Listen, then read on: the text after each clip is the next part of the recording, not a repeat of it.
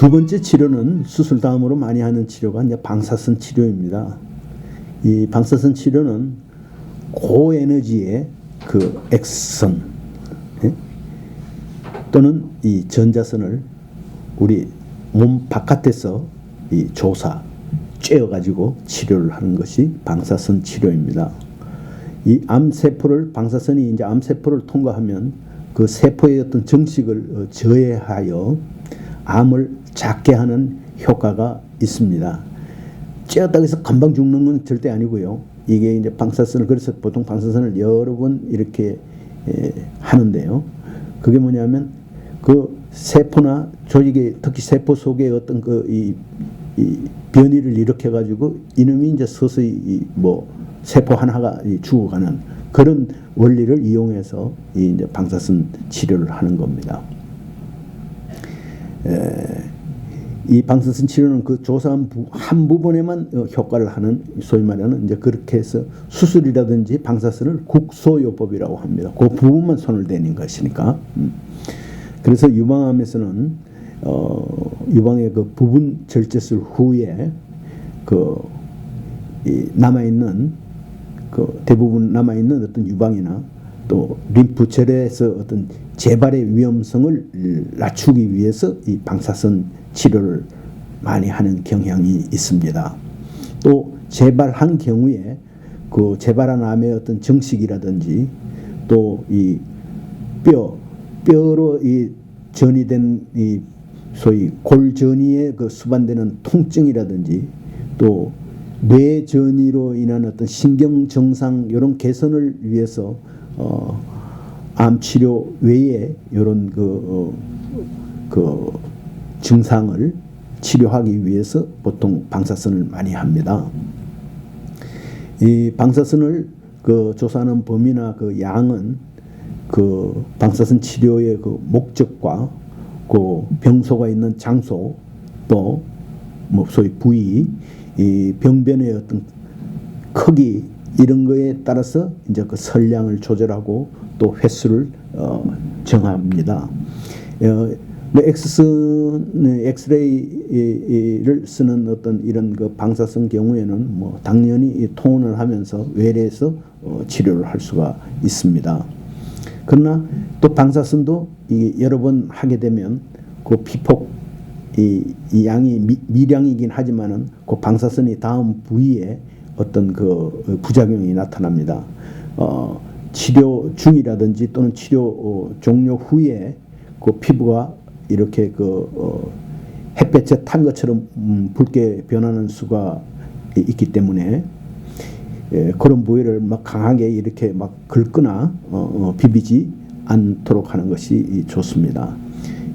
이 피부가 이렇게 붉어지는 것을 소위 발적이라고 그러는데요. 이 보통 피부가 이렇게 붉게 붉어지는 이런 것은 치료 후 완료 후에 한 일주일이나 2주일 지나면 그건 저절로 대부분은 거의 없어집니다. 그래서 이 치료 후에 어떤 피부에 열이 있거나 또 뭐 색깔이 검어지거나 또 피부의 자체가 이렇게 거칠거칠해지는 수가 있지만 이런 부분들은 대부분 좀 길게 잡아서 1년이나 2년이 지나면 원래대로 다 되돌아갑니다. 그리고 이제 치료가 끝난 후에 몇 개월이 지나서 아주 늦게 나오는 그런 또 부작용들이 있는데요.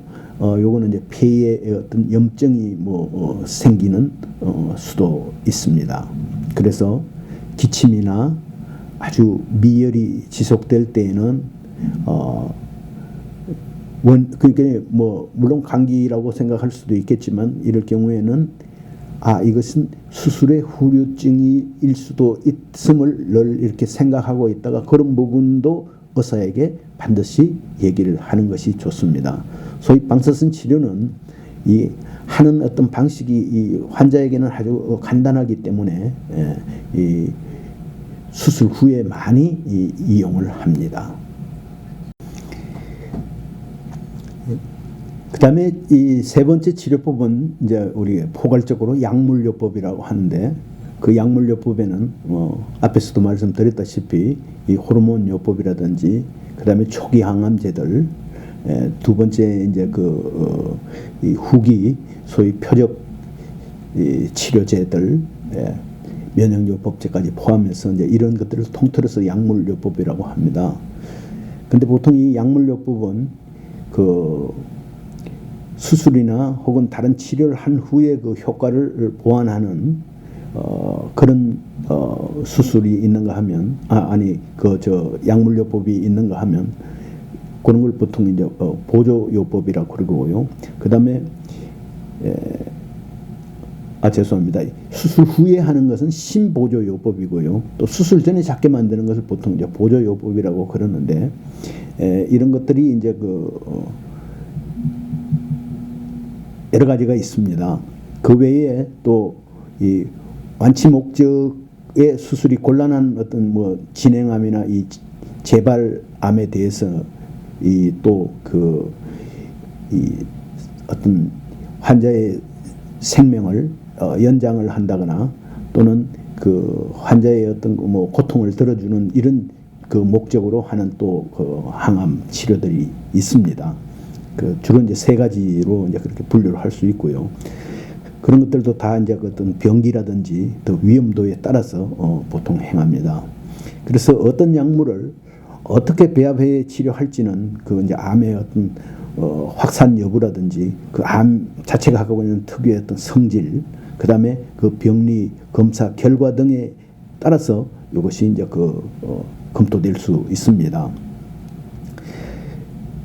어떨 때 어떤 약제를 사용할지에 대해서는 또 서브 타입이라고 그래가지고 소위 말해서 유방암에도 이제 어떤 성질에 따라서 루미날 A, 루미날 B 이런 형태로 이제 나누기도 하는데요. 그런 특성에 맞춰서 어떤 또 약물을 선택할 수 있습니다. 또는 이 몽골의 어떤 크기나 림프절 전이 유무에 더해서 이 암세포 정식에 이제 관여하는 요인에서 어떤 재발의 위험을 또 예측할 수가 있습니다. 그래서 재발의 어떤 위험성이 높은 경우에 보다 재발 억제 효과가 강한 치료를 하고 또 그런 치료를 하면서 따르는 이 치료 효과와 더불어 또 어떤 몸에 주는 어떤 여러 가지 이 데미지, 이런 데미지 주는 어떤 손상을 주는 어떤 이런 위험도를 또 이 저감을 하기 위해서 여튼 여러 가지로 많이 합니다. 대충 이제 루미날 A형이라는 이 서브타입은 이 재발의 어떤 위험성이 낮기 때문에 화학요법을 거의 필요로 보통 하지 않는 이 경향이 이제 생기고 있습니다. 그래서 그러면 이 서브타입이란 건 어떤 것이며 요걸 또 그 서브타입에 따라서 수술 전후에 어떤 약물을 선택하는 어떤 방법이 있는데, 조금 개괄을 하면 루미날 A형에는 호르몬요법과 화학요법을 쓴다. 또 루미날 B형 중에 유방의 어떤 특정 마카인 표지자인 HER2가 음성이냐 양성이냐에 따라서 또 이 치료법이 달라지니까, 루미날 B형으로 HER2 음성인 경우에는 보통 호르몬요법과 화학요법 이렇게 쓰고요. 그 다음에 루미날 B형으로 HER2 양성인 경우에는 호르몬요법 플러스 호르몬요법과 분자 표적 치료제, 그리고 보통 항암제, 이런 걸 보통 세 가지를 또 섞어서 주로 하는 경우도 있고, 그 다음에 그냥 HER2 HER2 양성인 경우에는 분자 표적 치료제와 화학요법, 그 다음에 이 트리플 네거티브라 그래가지고 우리가 에스트로겐 없음, 프로게스테론 없음, 그 다음에 HER2 없음, 이 세 가지 다 없는 경우에는 화학요법만 사용을 합니다. 그래서 이 부작용에 대해서 어떠나 예방이나 어떤 대책을 강구해 가면서 이제 보통 치료를 진행을 하는데, 주요 이 약물요법에 이제 따르는 부작용으로는 뭐 제일 많은 게 탈모, 그 다음에 이 손발의 저림, 또 불면 뭐 이런 것이 있습니다. 또 뭐 약에 따라서는 뭐 난소의 기능 장애가 나타나기도 하고, 장기적으로서 뭐 어떤 불임의 가능성, 이런 부작용이 나타날 수가 있기 때문에 처음에 얘기를 할 때 그 임신 중일 때 제가 모두에 말씀드렸듯이 이런 약물 치료를 하다가 보면 향후에 불임이 될 가능성이 있다. 이런 경우에는 가급적 어떻게 임신 중이라도 그 태아를 살려서 분만을 하고 치료를 하는 뭐 이런 방법, 아니면 치료를 어느 정도 늦추더라도 아기를 살려서 분만을 하고 치료를 한다든지 뭐 이런 것들이 지금 얘기하는 바로 그 약물 치료의 부작용 중에 하나가 불임의 가능성이 있기 때문에 제가 아까 전에도 말씀드린 것입니다.